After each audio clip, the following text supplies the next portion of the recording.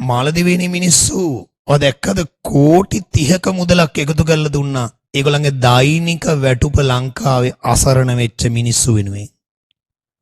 ලංකාවේ පවුල් ලක්ෂ 5කට කිට්ටු ප්‍රමාණයක් මේකෙන් අවතැන් වුණා. අසරණ වුණා. වැටුන්නේ අසරණ වුණා. අවතැන් වුණා. සහෘදයෝ මිය ගියා. නමුත් තව ලක්ෂ ගාණක් මිනිස්සු ඉන්නවා.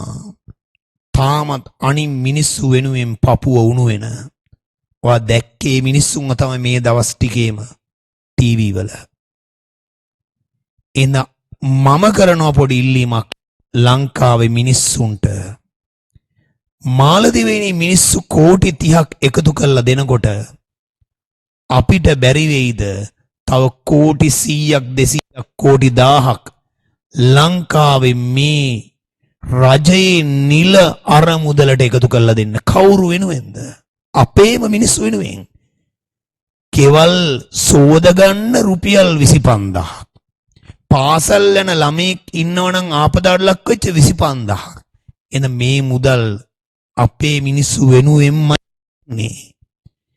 ඇයි තව හිතන්නේ මේ දාලා තියෙන රජයේ නිල ගිණුම් අංකයට ඔයා මුදල් යොදවන්න?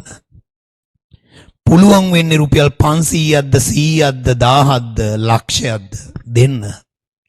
වෙන ගිණුම් වලට නෙමෙයි මේ වෙලාවේ රජය තමයි ශක්තිමත් කරන්න ඕනේ. රජේ ශක්තිමත් වුණොත් තමයි අපේ රට ශක්තිමත් වෙලා මේ කැඩිච්ච බිනිච්ච හැමතැනම නැවත ගොඩ නැගෙන්නේ.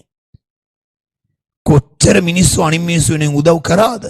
එහෙනම් ඔයා ඒ සියලු උදව් අතරේ මේ උදව්වත් ඔයාගේ රට වෙනුවෙන් කරන්න.